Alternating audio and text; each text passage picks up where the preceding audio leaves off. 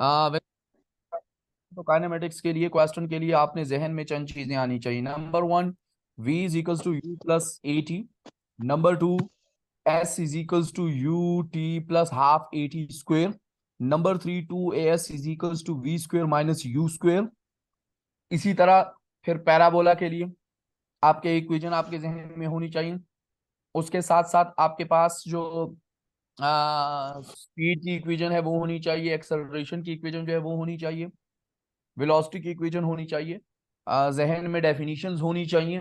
और उसके साथ साथ आपके पास मेन चीज कि आप इनको ड्राइव कर सकें। ड्राइव करने का मतलब यह है कि एक पार्ट से दूसरे पार्ट को, यानी अगर कुछ क्वांटिटीज कुछ वैल्यूज गिवन है तो उस वैल्यूज के साथ साथ आप कुछ और चीजें भी फाइंड आउट कर सको।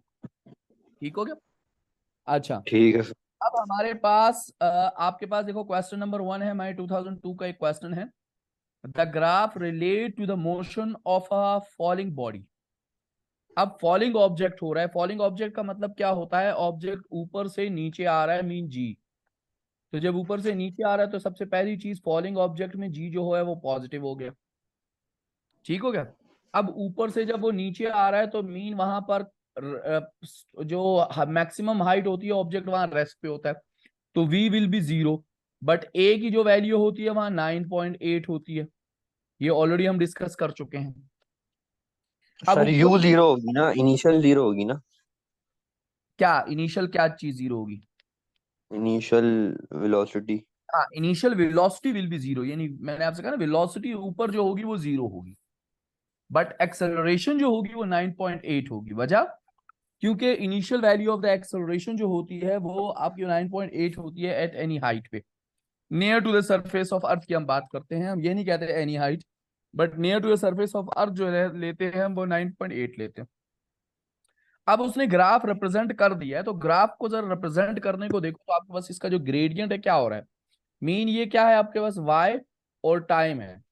अब उसने ये नहीं कहा कि वाई क्या है, मुझे नहीं पता कि वाई क्या है, क्योंकि उसने सिर्फ वाई और टाइम लिखा हुआ है, एक्स एक्सिस पे टाइम है। The graph relate to the motion of the following object, which is correct description for the graph. कौन सी डिस्क्रिप्शन जो है वो ग्राफ के लिए करेक्ट है? अब जरा गौर से देखो तो ये जो ग्राफ बना हुआ है, ये जो कर्व बना हुआ है, ये कौन सा कर्व है? वो ये नहीं कह रहा कि कर्व रिप्रेजेंट क्या कर रहा है, क्योंकि उसने वाई की वैल्यू नहीं दी हुई। तो आपसे ये कह रहा है कि भाई ऊपर से नीचे ऑब्जेक्ट जा रहा है, ये बताओ ये जो कर्व बना हुआ है ये क्या डिस्क्राइब कर रहा है? तो कर्व जो है वो किस चीज का कर्व है आपके पास? लेफ्ट हैंड पे बन रहा है, राइट हैंड पे बन रहा है? Right hand. दोबारा जरा बना ले बेटा।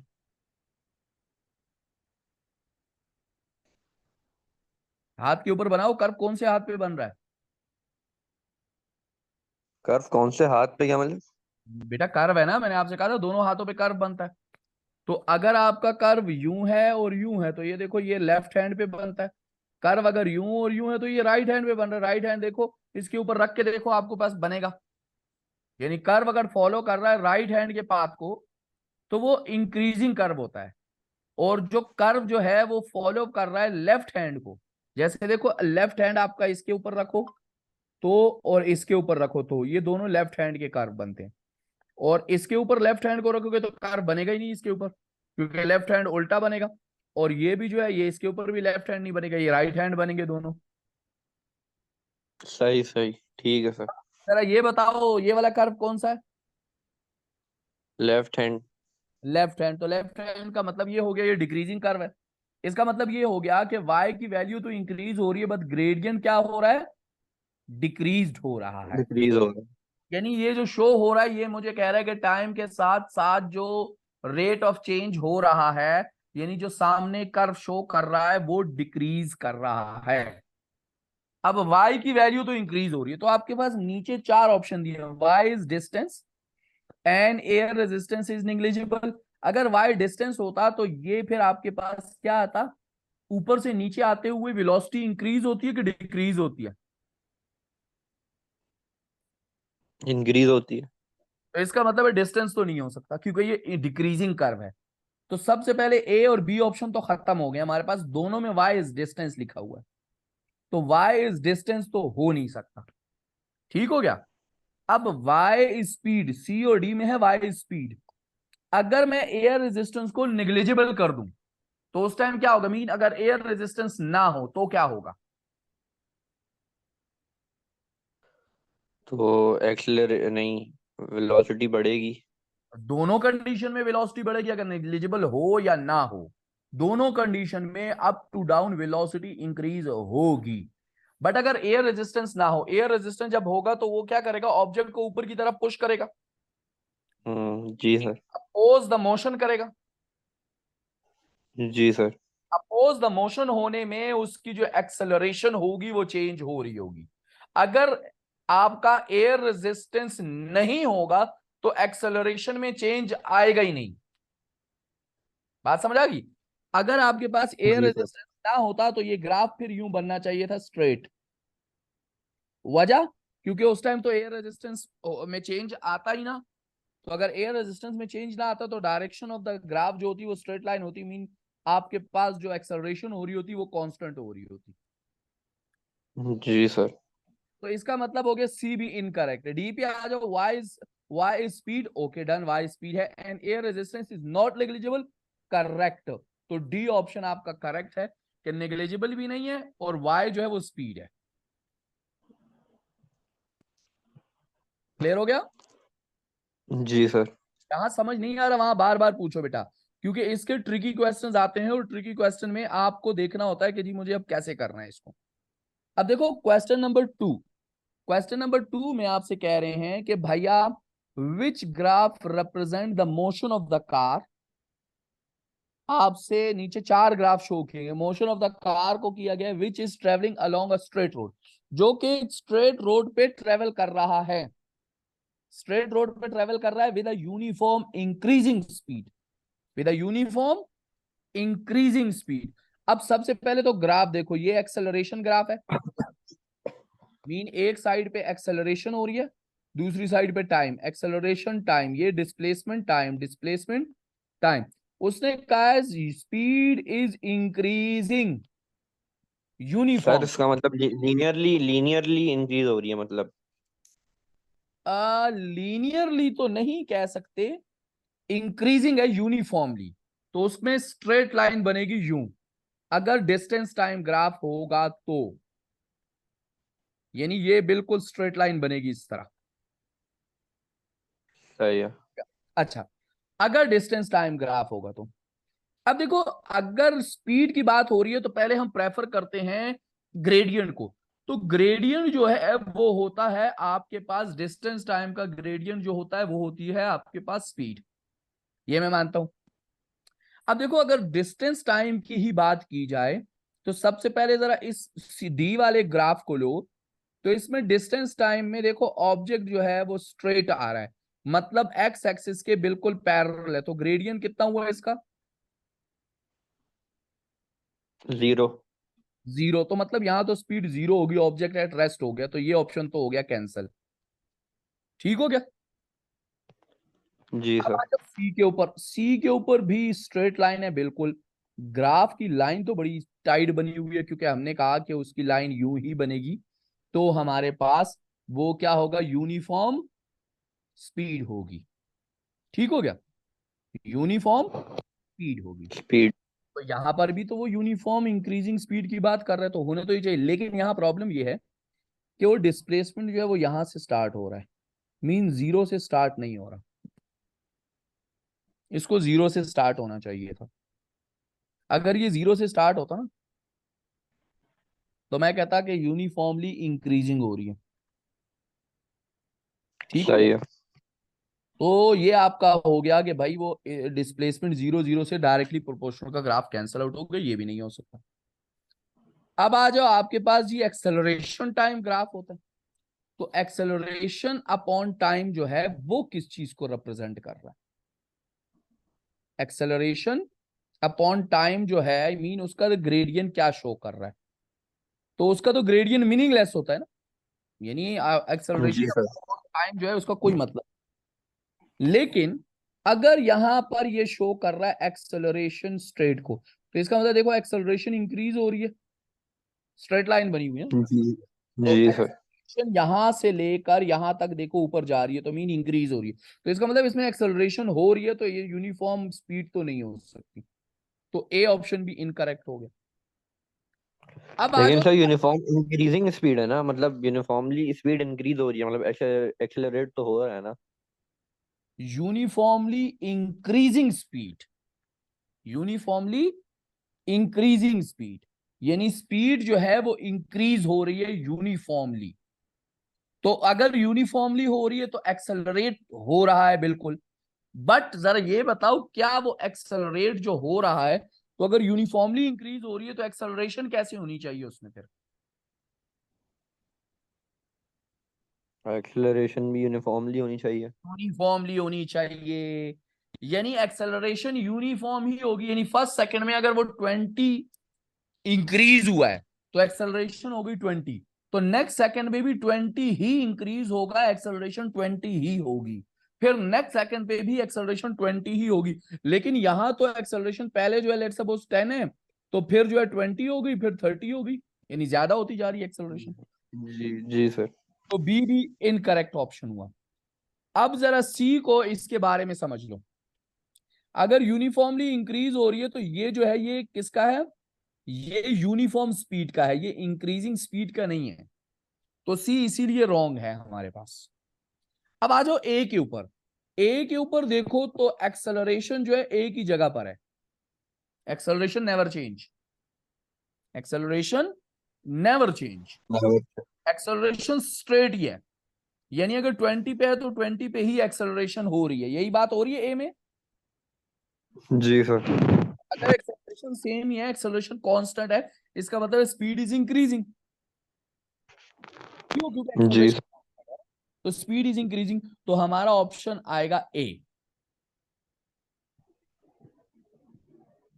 क्लियर हो सही है गया? सर। अब आ जाओ जनाब आप क्वेश्चन नंबर 3 के ऊपर, आपसे कह रहे हैं अ स्टोन इज थ्रोन अपवर्ड, एक स्टोन को ऊपर की तरफ फेंका गया। अब जरा गौर से देखो, दो वेलोसिटीज बनी है, एक वेलोसिटी ये रही है आपके पास, अप और डाउनवर्ड की जो वेलोसिटीज बनती है वो कुछ इस तरह बनती है, देखो ये ग्राफ बना, तो ग्राफ में एक वेलोसिटी ये है और दूसरी वेलोसिटी ये है, मीन ऊपर प्लस की वैल्यू है, वाई प्लस आता है, और नीचे वाई जो होता है वो माइनस आता है आपके पास, यानी -1 -2 -3। ठीक है सर। तो ये जो वेलोसिटीज होगी ये ऑपोजिट इन डायरेक्शन को शो कर रहा है, मीन यहाँ वाली वेलोसिटी पॉजिटिव है, यहाँ वाली वेलोसिटी नेगेटिव है, यानी एस जो रीजन है वो पॉजिटिव है, जो आर रीजन है वो मतलब नेगेटिव अगर वेलोसिटी है। मतलब इसमें जो है वो कोई चीज ऊपर जा रही है अगर। हाँ, ऊपर जा रही है फिर नीचे आ रही है, समझ आई ना? एक चीज को ऊपर फेंका जी गया सर। तो वो वेलोसिटी रिप्रेजेंट हो रही है, फिर नीचे आ रही है वो वेलोसिटी, यानी एक तो होती है पैराबोला ना, जी सर। उसमें ऊपर नीचे वाला कर्व शो होता है क्योंकि उसमें वेलोसिटीज कांस्टेंट नहीं होती। यहां पर वो क्या शो कर रहा है, वो शो कर रहा है कि भाई वेलोसिटी जो है वो बॉल को ऊपर फेंका, ऊपर से नीचे आ रही। अब देखो जहां पर वेलोसिटी जीरो हो जाएगी, इस पॉइंट को देखो, ये जहां मैं ए लिख रहा हूं, ए लिखा है मैंने पॉइंट के ऊपर, इस पॉइंट के ऊपर जरा ठीक है। वेलोसिटी बताओ क्या है? जीरो। जीरो है। वेलोसिटी जीरो कब होती है? सर जब हम ऊपर फेंके उसको तो वो मतलब 1 सेकंड के लिए वो ठहरती है ना, मतलब वहां पे फिर वो हाँ, नीचे आती है। वो जो मैक्सिमम पॉइंट हाइट होता है। के ऊपर, मैक्सिमम मैक्सिमम हाइट। हाइट के ऊपर, यानी मैक्सिमम हाइट के ऊपर वो पहुंच गई है, तो इसका मतलब ये हो गया, इस पूरे ग्राफ का मतलब पहले समझा रहा हूं फिर क्वेश्चन को पढ़ते हैं। इसका मतलब ये हो गया, ये जो एस है ये शो कर रहा है ऑब्जेक्ट ऊपर कितना जा रहा है, सही हो गया। फिर ये जो ठीक है सर। आर है ये शो कर रहा है ऑब्जेक्ट नीचे कितना आ रहा है। अब दोनों को देखो नजर से ही पता चल जाता है, एस जो है छोटा है, आर जो है वो क्या है, बड़ा बड़ा। है। इसका मतलब ये हो गया ऑब्जेक्ट कहीं छत पे खड़ा है, बंदा जो है वो छत पे खड़ा है, छत से उसने बॉल सही है। को ऊपर फेंका, ठीक हो गया। अब जब बॉल को उसने ऊपर फेंका तो ऊपर जब बॉल पहुंच गई है तो उसके बाद जब गिरी है वो छत पे नहीं गिरी बल्कि जमीन पे गिर गई है, मतलब ये हो गया, ये आदमी छत पे यहां पे खड़ा है, इसने बॉल को फेंका यूं ऊपर, तो बॉल चली गई यहां पर हाइट पे, ठीक हो गया। उसके बाद जब वो गिरी है तो वो गिरी छत के ऊपर नहीं है बल्कि नीचे आ गई है।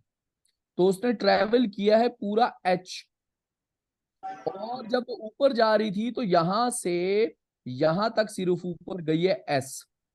तो आर रीजन जो है वो इस एच को रिप्रेजेंट कर रहा है, और एस रीजन जो है वो किसको रिप्रेजेंट कर रहा है, सिर्फ। अच्छा, अगर ये इस तरह होता कि ये आर यहां तक होता यूं, यानी दोनों आर और एस इक्वल होते, तो उसका मतलब तो ये था वही होता, छत पर ही होता वो, मीन जहां से गई छत वहां पर ही गिरती बॉल। जी सर। ठीक हो गई बात को। अब आ जाओ जी जरा, सर। क्वेश्चन में आपसे कह रहे हैं कि भैया a stone is thrown upward from the top of a hill, देखो वही लिखा हुआ है, after reaching its maximum height its fall pass the cliff top and into the sea, वो सी के अंदर गिर गया। फिर क्या कह रहे हैं, the graph shows how the vertically velocity v of the stone vary with time t after being thrown upward. R and S are the magnitude of the area of the two triangle. We already know that. अच्छा, area under the graph is equals to distance covered by the body. जी sir. अच्छा, तो S का हो गया distance cover by the body upward, R हो गया distance cover by the body downward. फिर आपसे कह रहे हैं what is the height of the cliff, cliff की हाइट आपने बतानी है अबाउट द सी। मतलब ये हो गया ऑब्जेक्ट यहां से ऊपर फेंका गया, तो जब ऊपर फेंका गया तो ऊपर से फिर वो नीचे यूं आ गया। आपसे कह रहे हैं इस जगह से इस जगह की हाइट बताओ, ये आर है ये एस है, कैसे करेंगे, आर में से एस को माइनस करेंगे या एस में से आर को माइनस करेंगे।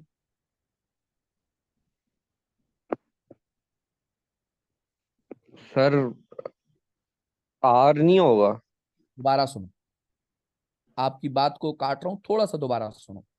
वो क्या कह रहा है आपसे, आपसे ये कह रहा है मेरे भैया के लेट सपोज आपका ऑब्जेक्ट यहां पर है, ठीक हो गया, ये जो है ये सी सरफेस है, ये आप चोटी पे खड़े हो इस जगह पे, आपने बॉल ली, बॉल को फेंका यहां पर इस जगह तक, बॉल को फेंक दिया, हाइट पे आ गई आ गई, ये तो हो गया एस, सही है। ये हमें पता चल गया। ठीक है। अब मतलब ये हो गया एस का तो कोई यानी ताल्लुक ही नहीं बनता कि एस जो है वो क्लिफ की हाइट हो, क्योंकि एस तो अपवर्ड डायरेक्शन में उसका डिस्टेंस है, ठीक हो जी गया। सर। उसके बाद जो बॉल है वो यहां से मूव करना शुरू हुई, नीचे आ गई यहां पर, ये है आर। आपको ये कह रहे हैं कि भैया आप क्लिप की हाइट बताओ, मीन यहां से यहां तक की हाइट बताओ, ये जो एक्स है ये कितना है। R minus S. R minus S, तो ऑप्शन डी इज करेक्ट, यानी आर और एस तो हो ही नहीं सकता ना, तो ए और बी तो पहले ही कैंसिल हो गए। आर प्लस एस जो होगा वो टोटल ट्रेवलिंग डिस्टेंस होगा of the object from starting to end. और उसने सिर्फ मुझसे पूछा है, अच्छा अगर ये क्वेश्चन इस तरह दे दिया जाए, what is the distance travelling downward, तो वो आर है, what is the distance upward, तो वो एस है, what is the total distance cover by the body, तो वो आर प्लस एस है। और अगर वो पूछ रहा है कि भाई total height of the Cliff कितनी है, तो वो आर माइनस एस है, तो वो हमारे पास हो गया ऑप्शन डी। क्लियर हो गई बात। जी सर। अच्छा, अब आ जाओ जनाब जरा क्वेश्चन नंबर 4 पे। क्वेश्चन नंबर 4 में आपसे क्या कह रहे हैं, क्वेश्चन नंबर 4 अगेन आपका particle straight line with the uniform acceleration हो रहा है। अब यूनिफॉर्म एक्सेलरेशन हो रही है लेकिन आपके पास वेलोसिटी टाइम ग्राफ भी है, डिस्टेंस टाइम ग्राफ भी, एक्सेलरेशन टाइम ग्राफ भी है। तो अब सबसे पहले तो अगर यूनिफॉर्म एक्सेलरेशन हो रही है तो हम वेलोसिटी टाइम ग्राफ को रिप्रेजेंट करते हैं मोस्टली, कि भाई अगर वेलोसिटी टाइम ग्राफ ऐसा कोई है, क्योंकि वेलोसिटी टाइम ग्राफ का ग्रेडियंट जो है वो क्या होता है, एक्सेलरेशन होता है। तो ए और डी को तो हम भूल जाते हैं, पार्ट ए और पार्ट डी को भूल जाते हैं फिलहाल। अगर वेलोसिटी में देखो तो एक बी जो है, बी में वेलोसिटी क्या है, ग्रेडियंट क्या आ रहा है, जीरो आ रहा है। तो बी भी नहीं हो सकता क्योंकि ग्रेडियंट इज जीरो मीन जी। एक्सेलरेशन। सी पे आ जाओ, सी पे जी ग्रेडियंट, ग्रेडियंट सर पॉजिटिव होगा, इसमें बढ़ता बढ़ रहा है। मीन ग्रेडियंट इज इंक्रीजिंग, तो मीन जी। Velocity acceleration is increasing. जी सर। तो एक्सेलरेशन इंक्रीज हो रही है, वो भी तो वही कह रहे हैं कि use straight line uniform acceleration, mean velocity increase हो रही है और एक्सेलरेशन कांस्टेंट है, तो आपका सी इज करेक्ट। अब डी में देखो तो डी में भी सेम यही बना हुआ है लेकिन उसमें एक्सेलरेशन इंक्रीज हो रही है। वाई वो तो एक्सिस हो ही नहीं सकता। तो वो हो ही नहीं सकता। तो कांस्टेंट एक्सेलरेशन हमारे पास सिर्फ सी का ऑप्शन है, तो constant acceleration C is the correct. सही है सर। अच्छा, अब आ जाओ आप क्वेश्चन नंबर 5 पे, जरा इसको समझना, इंपॉर्टेंट चीज है। अब projectile is launched at point O, O से लॉन्च करना शुरू किया गया है, उसको ओ से जा रही है भाई, ठीक हो गया, इस ओ से उसको फेंका है। अब जब क्यू पे पहुंची है तो मीन वो मैक्सिमम हाइट पे पहुंची है, हमें पता चल गया। और जब क्यू के बाद वो नीचे आ रही है, एस पे आ रही है, तो वो नीचे आ रही है।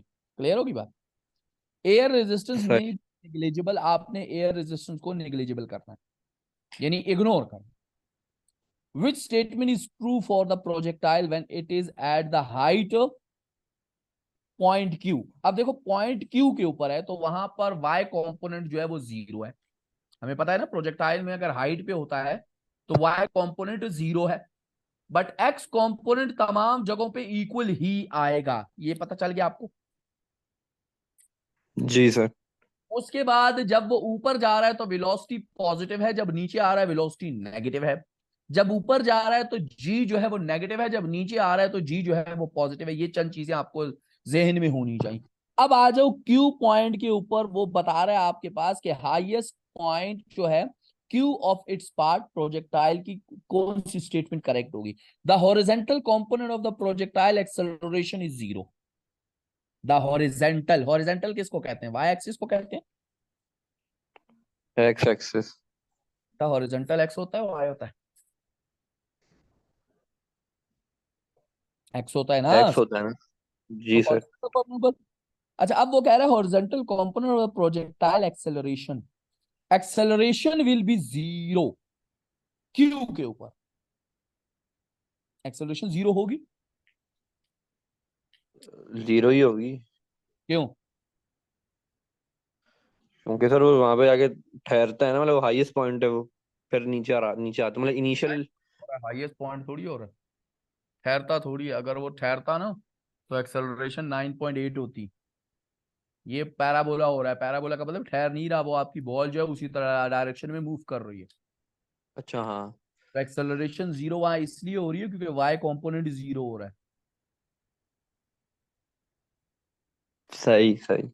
अच्छा फिर कह रहे हैं the horizontal component of the projectile velocity zero, जी नहीं, ऊपर वेलोसिटी तो जीरो नहीं हो रही ना। वेलोसिटी इसलिए जीरो नहीं हो रही क्योंकि एक्स कंपोनेंट जो है सेम लाइक द ओ है, यानी ओ के ऊपर जितना एक्स कंपोनेंट है उतना ही क्यू के ऊपर भी एक्स कंपोनेंट है, तो वेलोसिटी इज नॉट जीरो। बात समझ आ गई। सही है। फिर है the kinetic energy of the projectile is zero, बिल्कुल भी नहीं, मोशन कर रहा है तो काइनेटिक भी जीरो नहीं हो सकती। The momentum of the projectile is zero, जी नहीं, वो मोशन कर रहा है तो मोमेंटम भी उसका मौजूद है। तो इसका मतलब हो गया option A, horizontal component of the projectile acceleration is zero. Acceleration उसमें जीरो हो रही है क्योंकि आपको पता है नीचे से ऊपर जाते हुए एक्सेलरेशन क्या है, नेगेटिव है। ऊपर से नीचे आते हुए क्या होती है, पॉजिटिव होती है। पॉजिटिव। तो जब वो स्टार्ट कर रहा है मोशन तो उसकी एक्सेलरेशन 9.8 है, ऊपर जाते हुए नेगेटिवली हो रही है, ठीक हो रहा है। तो क्यू पे जब पहुंचेगी तो वहां पर उसका जो वाई कंपोनेंट है वो जीरो हो जाएगा, तो आपके पास उसकी एक्सेलरेशन वहां जीरो हो जाएगी। तो ए इज अ करेक्ट वन, ठीक हो गया। ठीक है सर। जी अच्छा सर। अब क्वेश्चन नंबर 6 पे, क्वेश्चन नंबर 6 आपसे क्या कह रहे हैं।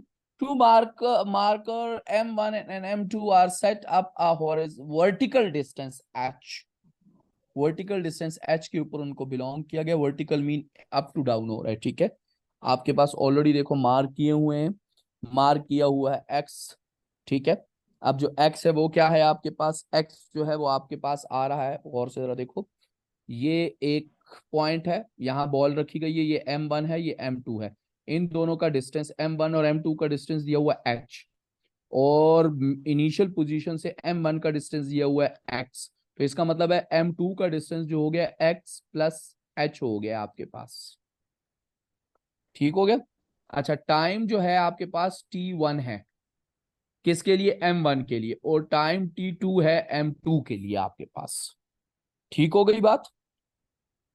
ठीक है। अब वो आपसे क्या कह रहा है, when the steel ball is release, जब स्टील बॉल को रिलीज किया गया, तो जब उसको रिलीज किया गया मेरा बच्चा, तो जब रिलीज किया गया तो आपके पास यहाँ तो उस टाइम वेलोसिटी जो थी वो 0 थी और एक्सेलरेशन जो थी वो मैक्सिमम थी, इसी तरह था कुछ।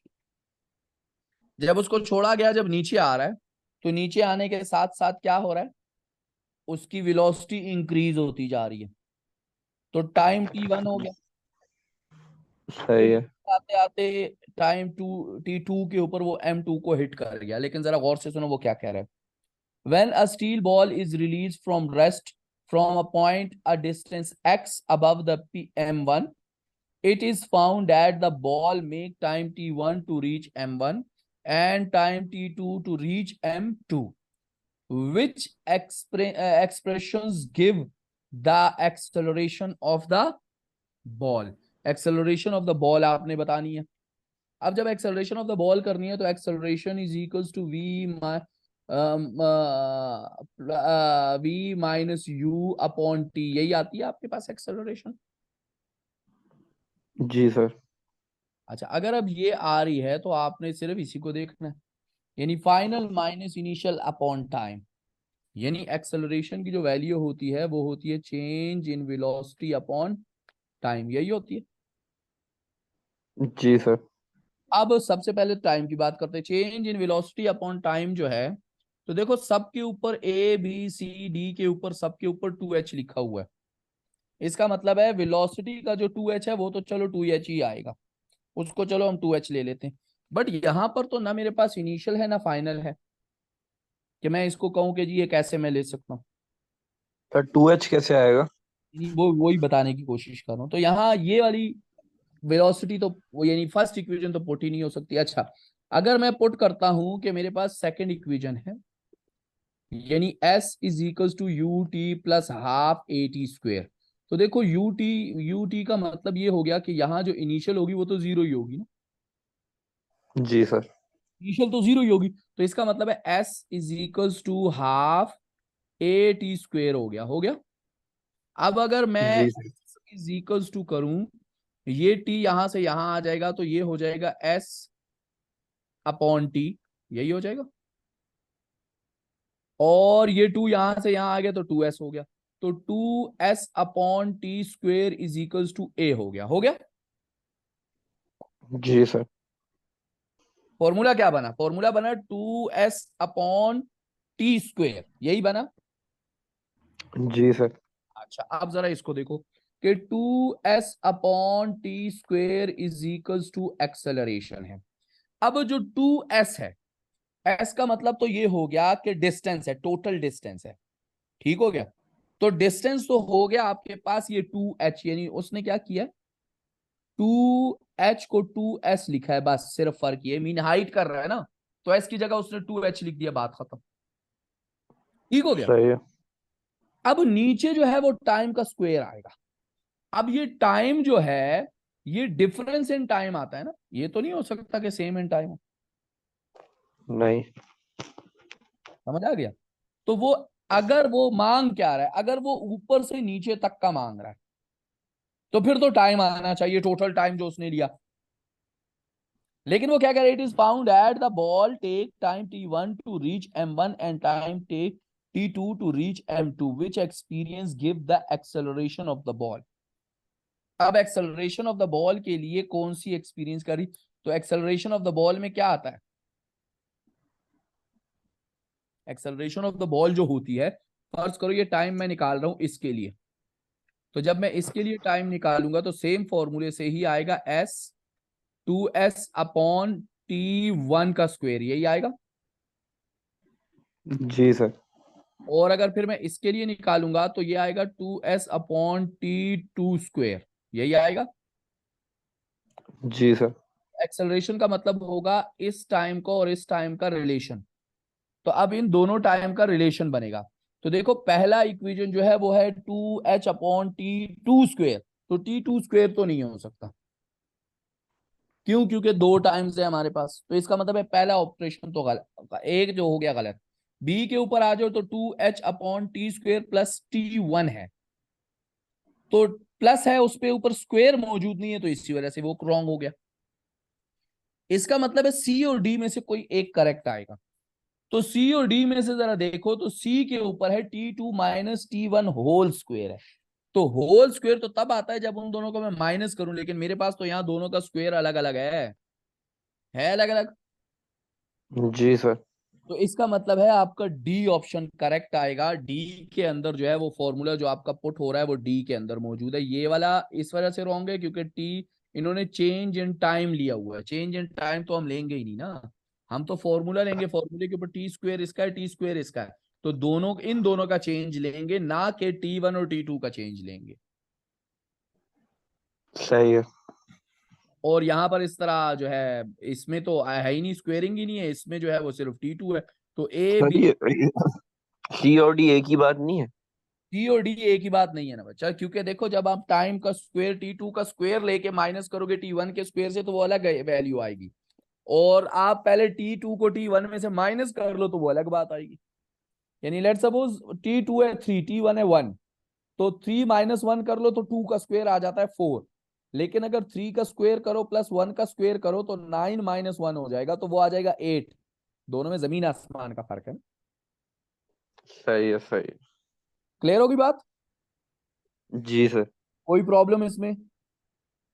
नहीं सर। अच्छा, अब आपके पास नेक्स्ट में आ रहा है क्वेश्चन नंबर 7। क्वेश्चन नंबर 7 में आपसे कह रहे हैं a body fall from rest in a vacuum, vacuum में mean air resistance is negligible, near the earth surface, ऊपर से नीचे फेंका जा रहा है। तो जब वो नीचे ऊपर से नीचे फेंका जाएगा तो उसकी एक्सेलरेशन कांस्टेंट रहेगी, क्योंकि वहां पर एयर रेजिस्टेंस नहीं है, इसीलिए ये ग्राफ शो किया गया। वीटी ग्राफ है और कांस्टेंट एक्सेलरेशन के साथ वो ऊपर जा रहा है, यानी नीचे आ रही है बॉल, वेलोसिटी ऊपर जा रही है, एक्सेलरेशन कांस्टेंट है।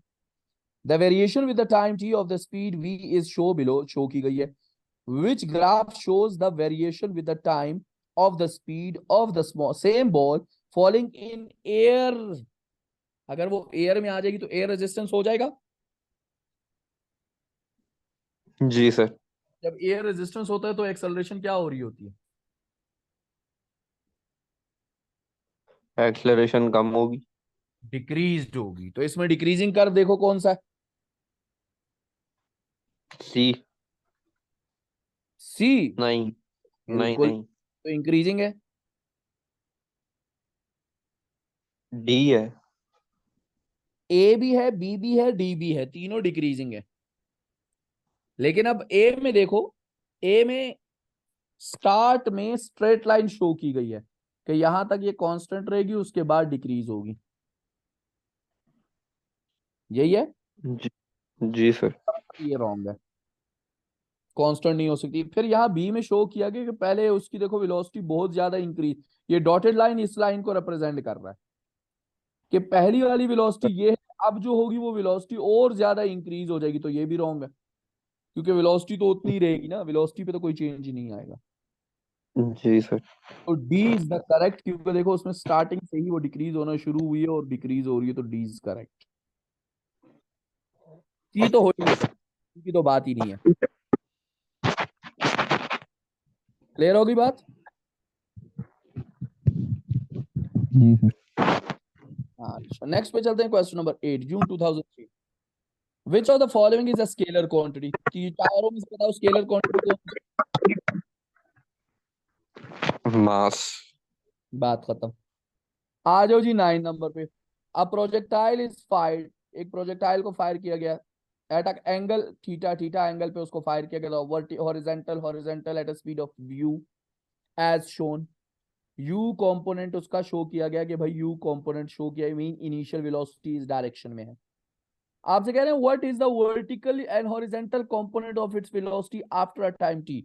Let suppose after a time T आपने यहां पर कैलकुलेट करना है इस जगह पर, तो इस जगह पर u जो होगा वो सेम वही होगा, u cos थीटा होगा।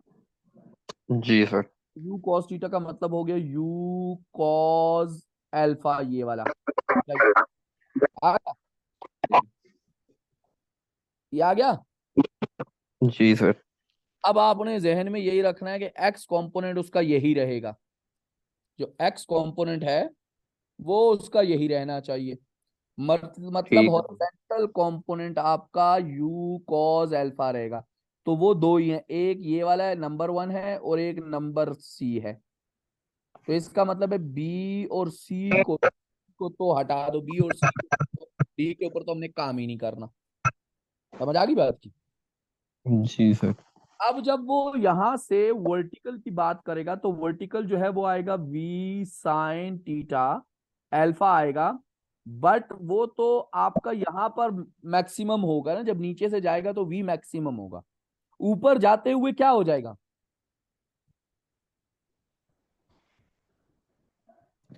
ऊपर जाते हुए v की वैल्यू क्या होती रहती है? y कंपोनेंट की वैल्यू कम होगी। तो कम कैसे होगी? माइनस होगा उसमें से कुछ, यानी माइनस होती जाएगी ना। जी सर। तो इसका मतलब ये होगा ये a तो मतलब हो, वो एक्सेलरेशन मतलब। यानी ए तो नहीं हो सकता ना, ए तो नहीं हो सकता, बस इतना बता दो। नहीं नहीं। अगर ए नहीं हो सकता तो फिर एक ही ऑप्शन है हमारे पास सी, क्योंकि बी और डी तो हो ही नहीं सकते ना, पॉसिबल ही नहीं है, क्योंकि एक्स कंपोनेंट कभी चेंज ही नहीं होता।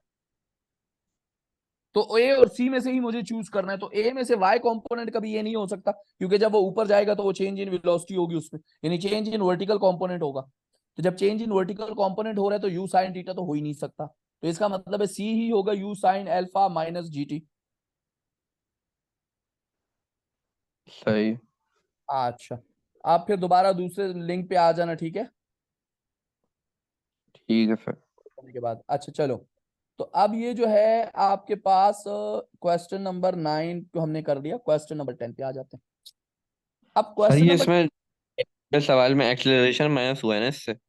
हाँ एक्स जीटी माइनस हुआ, एक्सेलरेशन नहीं हुआ बेटा, यानी वो